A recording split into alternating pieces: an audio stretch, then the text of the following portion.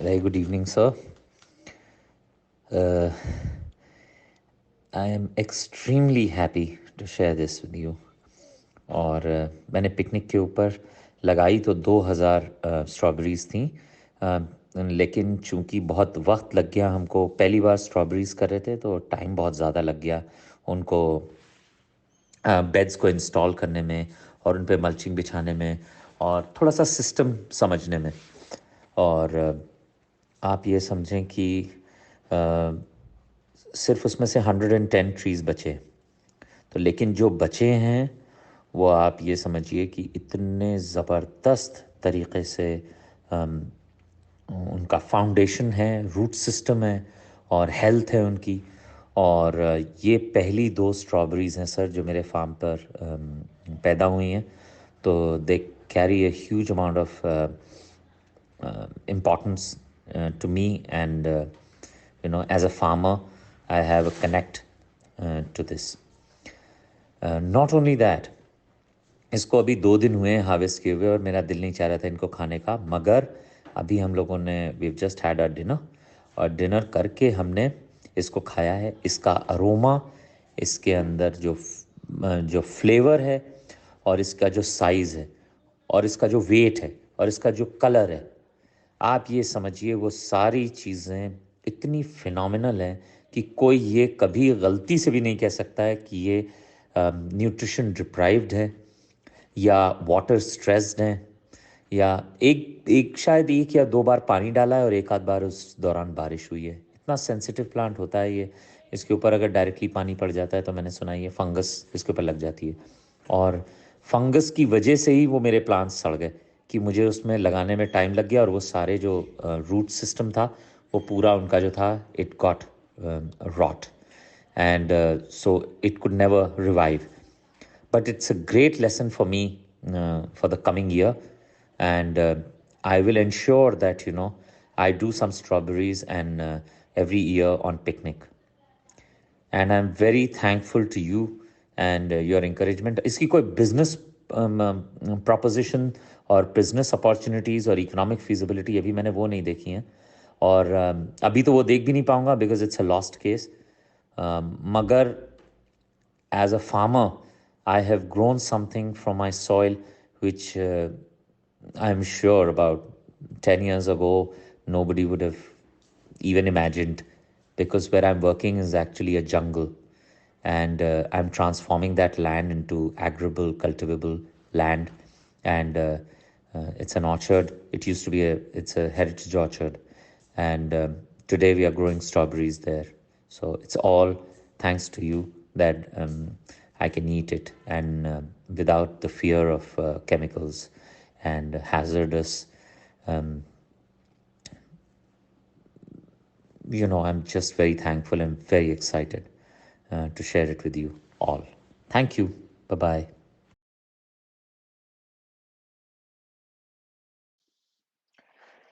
सुरेश जी नमस्कार। और मैं ज़रूर अपने एक्सपीरियंसेस शेयर करूँगा। और बड़ी देर से मैं कम से कम 4-5 बार ट्राई कर चुका हूँ कि एक साफ सुथरा हिंदी में ऑडियो रिप्लाई बनाकर आप लोगों को भेज दूँ, मगर मैं हर बार इसमें असमर्थ हो रहा हूँ। ये मेरा 5वां अटेम्प्ट है और कोशिश करूँगा कि ये 5वां ही रहे, 6ठा ना बने। तो एक्सपीरियंसेस स्ट्रॉबेरी लगाने में या मल्चिंग के ऊपर और तमाम चीज़ें एक्चुअली मुझे मल्चिंग के बारे में बस अभी पता लगा है, 6 महीने 7 महीने समझ लीजिए आप। और तब से मैंने इसके बारे में पढ़ना शुरू किया है, मैंने लेक्चर बाय लेक्चर उसको समझा है। और मुझे स्केलेबल मॉडल्स में जितने भी दुनिया में इस वक्त मौजूद हैं उनमें मुझे ये सबसे ज़्यादा लॉजिकल लगता है। मैंने ज़ीरो बजट फार्मिंग पढ़ी हुई है, मैंने नो टिल के ऊपर तो इतना काम किया है कि एक टाइम था कि मैं स्वीडन जाना चाह रहा था और वहाँ पर फिलिप के साथ काम करना चाह रहा था। इंग्लैंड में है नोटल फार्मर्स, चार्ली डाउलिन है, मैं उनके साथ काम करना चाहता था। वेजिटेबल फार्मिंग करते हैं वो नोटल के ऊपर। मगर वो कोई भी मॉडल जो था वो स्केलेबल नहीं है। और अब वो मॉडल चाहे वो कोई भी हो, किसी में कुछ दवा बनानी होती है, किसी में कुछ करना होता है। इतनी इनपुट कॉस्ट हो जाती है कि ये समझिए कि जो आइडिया है ना, सिंपल सादी खेती करने का, वो डिफीट हो जाता है। तो एनीवेज मैं टॉपिक के ऊपर दोबारा आता हूँ, जो आप वाकई में मुझसे जानना चाहते हो कि मेरा स्ट्रॉबेरी को लेकर क्या एक्सपीरियंस है और क्या मैंने गलतियां करी जो मुझे, अगर मैं सुधार लूं तो अगले साल स्ट्रॉबेरी बेहतर होगी। देखिए, पिकनिक से पहले आपको बता दूं मैंने क्या गलती कर दी। वो फंडामेंटल मिस्टेक थी। ऐसा है, हम पहली बार पिकनिक कर रहे हैं, तो मेरे पास कोई बेड्स रेडीमेड तो बने हुए थे नहीं। सैंडी सॉइल के अंदर मैंने अपने बेड्स बनाए। मेरे पास बेड मेकर भी नहीं था तब तक कि मैं सरदुलगढ़ जाकर ये बेड मेकिंग मशीन भी नहीं लाया था। मैंने खुद बनाई हुई थी, ट्रेंच को काट कर, और उस पर 10-15 हज़ार रुपये और खर्च करके मैंने अपनी बेड मेकर मशीन बनाई हुई थी। और वो अभी भी है मेरे पास, वो कोई ख़राब नहीं है। लेकिन वो 42 इंचेस की नहीं है, वो उससे थोड़ा सा कम है। तो उससे मैंने ये बेड्स बनाए थे, और ये बेड्स सैंडी सॉइल में बनाकर फिर उसके बाद मैंने इसके ऊपर ये प्लांटेशन किया है। तो एनीवेज, तो पिकनिक के 4 उसूल हम पहले समझें कि मैंने किस तरीके से इन्हें फॉलो किया है। सबसे पहला उसूल है लेजर लेवल करना। तो देखिए, अपनी 100% लैंड तो मैं नहीं लेजर लेवल कर पाया हूँ अभी तक की, और वो हो रही है, वो चल रहा है प्रोसेस। लेकिन जिस सेक्शन में किया हुआ है वो ऑलमोस्ट लेजर लेवल्ड है। Second thing to be considered, breaking the hard pan. देखिए, मेरी लैंड जो है वो डॉक्यूमेंटेड 110 ईयर्स से पिछले कभी उसके ऊपर ट्रैक्टर नहीं चला है। जो भी ट्रैक्टर चला है वो मैंने चलाया है, और वो लेजर लेवलिंग के लिए चला है, और वो डीप प्लाविंग के लिए चला है। लेकिन वो पहली बार चला है और आखिरी बार चला है। अब ऊपर वाला चाहेगा तो अब मैं उसमें कभी भी ट्रैक्टर नहीं चलाऊंगा, हार्ड पैन है ही नहीं मेरे यहाँ। थर्ड चीज है मल्चिंग। मल्चिंग का ये है कि मैंने जितना धान किया था, मैंने इस सीजन किया होगा तकरीबन 150 बीघे के आसपास, विच इज अबाउट 30 एकर्स आप मान लें। 30 एकर्स जो मैंने पैडी करी थी, उसका एक भी टुकड़ा मल्च का ना मैंने बेचा, ना मैंने जलाया, और ना मैंने उसी मिट्टी में दोबारा गाड़ा है फिलहाल। मैंने वो सारा कटवा कर, चाहे कंबाइंड हार्वेस्टर हो चाहे हाथ हो, जैसे मौका मिला उस तरीके से मैंने वो मल्च इकट्ठा कराकर अपनी ही फार्म के अंदर, जो मैंने बेड, मैंने जो रोड्स बनाई हुई हैं अपने मोबिलिटी के लिए और इक्विपमेंट्स और टूल्स को मूव अराउंड करने के लिए, मैंने उनके ऊपर उसको इकट्ठा कराया। धान का खेत साफ किया, अपने पैडी को बेचा और गेहूं लगाने की तैयारी करी। तो जब गेहूं लगाने की तैयारी करी और गेहूं लगाया, तो मेरे पास में रेडीमेड मल्च बिल्कुल मेरे खेत के बराबर में रखा हुआ था। तो मुझे दोबारा उसके लॉजिस्टिक्स के कॉस्ट नहीं देने पड़े, और इसलिए मल्चिंग तो इज अ मस्ट। अब इसके अंदर भी मैंने एज एन एक्सपेरिमेंट 1000 जो थे वो प्लास्टिक मल्च के ऊपर लगाए, और 1000 जो थे वो आपके स्ट्रॉ मल्च के ऊपर लगाए, और चार चार लाइनें दोनों की करी हैं, ताकि हम कंपैरिजन कर सकें। बट अनफॉर्चुनेटली ऐसा हुआ कि चूंकि मेरे जो प्रॉब्लम थी, खैर मैं प्रॉब्लम पे बाद में आऊंगा। तो 3 ये हो गया, और फोर्थ हो गया वाटर मैनेजमेंट। वाटर मैनेजमेंट के साथ ये था, मैंने इसके अंदर आज तक पिछले 2 महीने में 2 पानी दिए हैं। सैंडी सॉइल है, रिमेंबर दैट। इसके अंदर कंपोस्ट पड़ी हुई है, लेकिन वो पिछले साल की पड़ी हुई है, और वो कंपोस्ट ऐसे पड़ी हुई है कि मेरा जो प्लान था पिकनिक को समझने से पहले, वो ये था कि मैं कंपोस्ट इसमें हर साल 1 ट्रॉली 1 बीघे में, यानी 5 ट्रॉली 1 एकड़ में डालूंगा। और मैंने तकरीबन पिछले साल, जो गुजर गया साल, उसमें तकरीबन 100 ट्रॉली गोबर, 98 to be precise, 98 large trolley, I have a big trolley, उसके अंदर मैंने गोबर मंगाकर खरीद कर डाला है। तो ये समझिए कि कम से कम मैंने 5 लाख रुपए का गोबर पिछले साल मंगाया है डालने के लिए। हमारे यहाँ 3000 रुपए के आसपास की ट्रॉली मिल जाती है, और 1,500-2,000 रुपए उसकी चढ़ाई, डीजल, लॉजिस्टिक कॉस्ट, ड्राइवर की कॉस्ट, सारी चीजें मिला के 5,000 रुपए ट्रॉली पड़ती है। और 98 ट्रॉली मैंने मंगाई थी। तो आप समझ लीजिए कि किस तरीके का इन्वेस्टमेंट मैंने फार्म यार्ड मैन्योर में पिछले साल किया था। तो ये चारों चीजें तो मैंने ये उसूल फॉलो किए हुए हैं कहीं ना कहीं। Water, mulching, uh, creating raised beds, and breaking the hard pan on laser leveling my land. I have done all this. अब क्या है इसमें, मामला क्या हुआ कि मैंने ना ये बेड्स बनाने से थोड़ा सा पहले हम असेस नहीं कर पाए कि कितनी जल्दी हम ये कर लेंगे, कितनी जल्दी वो कर लेंगे, कितनी जल्दी ये आ जाएगा, ब्ला ब्ला ब्ला। तो परेशानी ये हुई कि मेरी जो स्ट्रॉबेरीज आई हिमाचल से वो पहले आ गई, और तब तक की मेरे बेड्स नहीं तैयार थे। तब तक मैं किसी और चीज़ में, शायद मैं पैडी में ही मसरूफ़ था। तो वो थोड़ा-सा दिक्कत हो गई है वक़्ती तौर पर। लेकिन मैं समझता हूँ कि उसकी वज़ह से मेरा एक्सपेरिमेंट तो फ्लॉप हो गया है। लेकिन मेरे पास अभी 2000 प्लांट्स में से 110 प्लांट्स हैं, जिनको मैं 100 मान के चल रहा हूँ। क्योंकि 4, 5, 10 प्लांट्स मैंने ऐसे भी काउंट किए आज, जो बहुत छोटे थे साइज़ में। तो बाकी फ़ील्ड के अंदर मैंने कुछ नहीं किया है। I have let it be. और उसके अंदर हाँ, मटर भी बोए हैं। वो ये दोनों चीज़ें अब मैंने अपने घर के लिए रखी हुई हैं। इनकी कोई कमर्शियल वैल्यू नहीं है। तो मुझे तो बहुत अच्छा लगा कि मैंने स्ट्रॉबेरीज़ बोई हैं, और मुझे लगता है कि स्ट्रॉबेरीज़ बहुत सक्सेसफुल ही होंगी। आज हमने ये स्ट्रॉबेरी जो आप जिसकी फ़ोटो देख रहे हैं, ये आज हम लोगों ने पूरे घर में काट कर, 2 ही स्ट्रॉबेरीज़ अभी हुई थी फर्स्ट, तो मैंने इनको काट कर हम लोगों ने सबने एक-एक टुकड़ा खाया, और सबका रिस्पॉन्स ये था कि क्या अरोमा है, माने क्या फ्रेग्रेंस है इसकी, क्या खुशबू आ रही है, और क्या इसके अंदर का फ्लेवर है, और शानदार साइज़ है।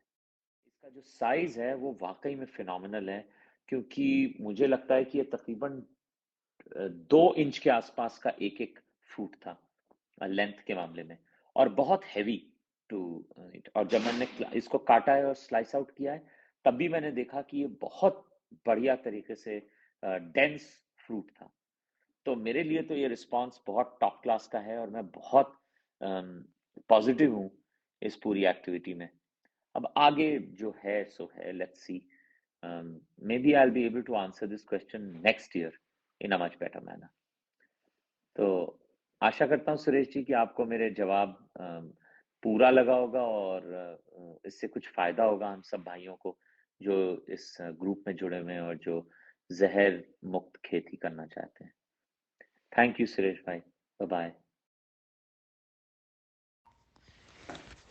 जी आसिफ साहब, अस्सलाम वालेकुम। Thank you for the encouraging words.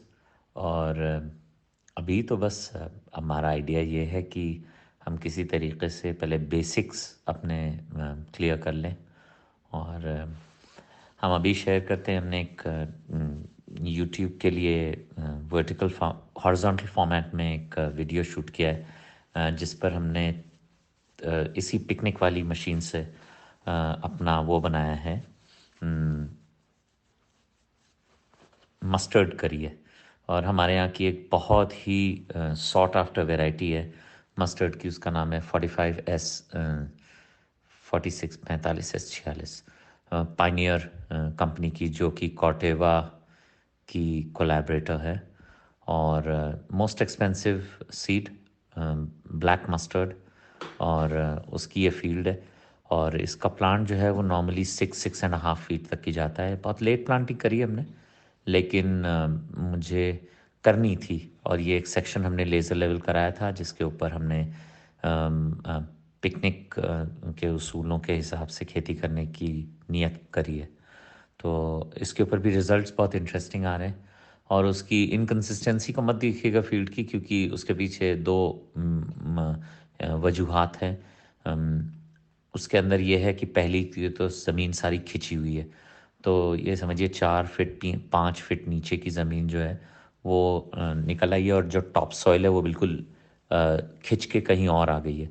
तो वो लैंड में इनकंसिस्टेंसी तो है, फर्टिलिटी और मिनरल्स और माइक्रो ऑर्गेनिजम्स के प्रेजेंस के मामले में। उसके अलावा ये पूरा एरिया जो है ये शैडो एरिया है। तो हमारा जो यहाँ पर बहुत लिमिटेड धूप आती है, तो बहुत ज़्यादा कंप्लेन नहीं है मुझे अपने खेत से, डिस्पाइट ऑफ एवरीथिंग। मगर धूप बहुत कम आती है। अब हम कर रहे हैं कुछ इंतज़ाम, और मैं तो इनफैक्ट एक लाइटिंग कंपनी से भी डिस्कशन में हूँ, और बहुत आगे तक हम लोग निकल चुके हैं कि किस तरीके से हम tungsten based red and blue lights का इस्तेमाल करके आर्टिफिशियल सनलाइट सिमुलेटर्स का इस्तेमाल करके हम अपने फील्ड के अंदर, जैसे क्योंकि मैं तो बाग में खेती करता हूँ, तो हर जगह पर जो आपका ईस्ट और साउथ डायरेक्शन के अंदर अगर मेरे पास पेड़ हैं, तो उसके ऑपोजिट, डायगनली ऑपोजिट जो भी एरिया होगा वो बड़े दूर तक की शैडो एरिया बन जाता है। तो अगर हम उस शैडो एरिया को मिनिमाइज़ कर सकें थ्रू आर्टिफिशियल लाइटिंग और अपने डे एक्सटेंशन करके ठंड के अंदर डे एक्सटेंड कर लें। आई एम श्योर ये सब जो है वो मतलब इस प्लेटफॉर्म पर डिस्कस नहीं किया जाता है, बट जब हम एक्सप्लोर कर रहे थे एग्रीकल्चर को तो ये सारी चीज़ें मेरे नज़र से गुज़री हैं और इसके अंदर मैंने थोड़ा सा पढ़ाई भी करी इसी कॉन्टेक्स्ट में इनको समझने के लिए। तो मुझे लगता है कि अगर मैं वो कर लूँगा, क्योंकि मेरी जो प्रॉब्लम्स हैं सर वो बिल्कुल यूनिक हैं और इस तरीके की प्रॉब्लम्स फेस करते हुए मैंने आमतौर पे फार्मर्स को नहीं देखा है। और बाग मैं कटवा नहीं सकता हूँ जिसके अंदर जो, क्योंकि वो हेरिटेज है और तकरीबन 125 साल पुराने पेड़ हैं उसके अंदर, और वो सब जो आम के अक़साम हैं वो नहायत उनका हैं। और नहायत उनका के अलावा मैं आपको बताऊं वो शायद दुनिया में कई आम मेरे पास ऐसे हैं जो सिर्फ एक ही पेड़ है इस दुनिया में, क्योंकि वो मेरे ग्रेट ग्रैंडफादर के ग्राफ्टेड ट्रीज़ हैं। तो they are very dear to me, और मेरा जो मिशन है इस जगह पर वो इवेंचुअली इसको ऑर्चर्ड में ही कन्वर्ट करना है।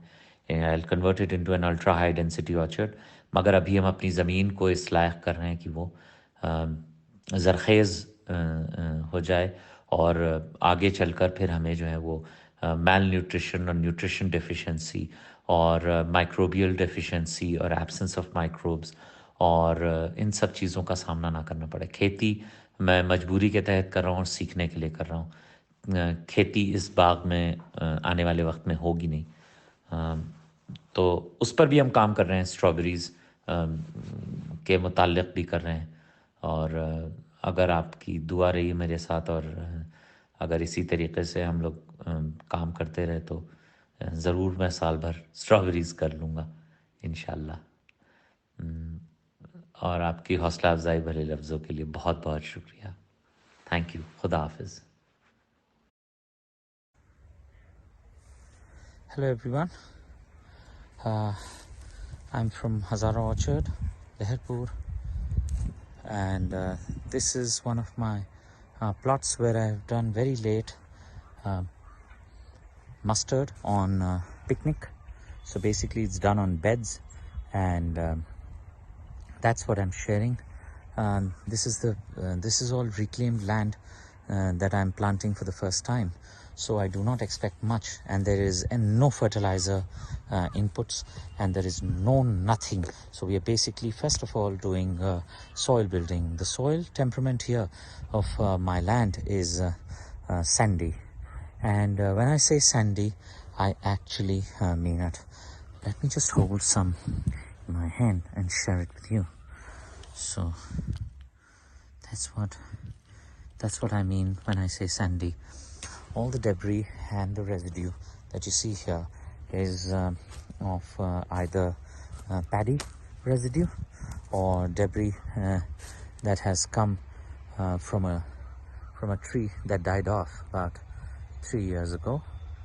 And so I'm practicing picnic here, and the amount of water that I'm using is phenomenally low, and the kind of results that I'm seeing, I'm very fascinated by them, I must say. As I'm just putting a little bit of farm residue, paddy residue from my own farm here, and I'm just letting it be. The seed that I'm using is Pioneer. This is Pioneer 45S46, and the sowing is very late, and despite of that I see good quality results here, and germination is excellent, and standards and the quality, you know, there are issues, but the issues are because the laser leveling has happened for the first time. These were huge sand dunes, and I've got the top part laser leveled, converted it into a plateau, and now we are doing farming for the first time here. So I'm not very optimistic about the yield and the produce and the consistency of the field. What I'm more interested in to see that how beautifully aligned my mustard is, and I'm doing it zero input. So when I will not be putting any urea, any DAP, any micronutrient or anything, and I've just put the mulch, and that too very light, because I didn't know how to how to go about it.